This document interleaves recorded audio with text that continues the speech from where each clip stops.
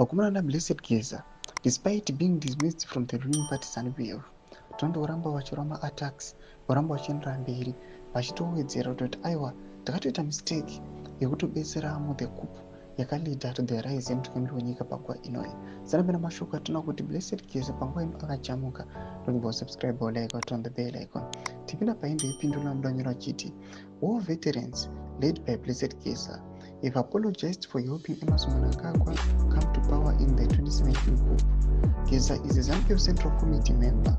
Speaking at a press conference in Harare today, Geza said, "I'm deeply sorry, and with hindsight, I regret this.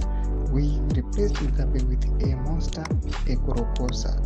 Mashoko anobuda panapa. Nendambira chiti Geza said Mnangagwa is running that state power to his wife and children, and that this is history repeating itself.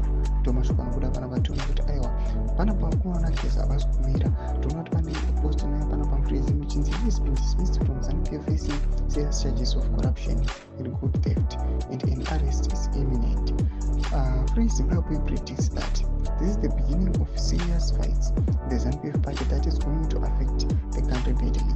Mashoko atoona kuti aiwa panapa Geza ofaiwa achipiwa ma-allegations corruption negood theft. Panapa nokuda kuexposa aiwa the leadership the ruling party. Vatoona panguva inoyi kuti aiwa Geza haasi kana kundomira kuisa ma-attacks, aramba achingoataka vakomana, achifumura, achiexposa, achiburitsa chokwadi, achiti aiwa isusu totoapologiza nethe move ratakaita tichikonzeresa to his rise. Tudze mafungiro enyu mutikudipa pamusoro pechitiko ichi. Pinda comment section medu, subscribe or like, and turn the bell icon.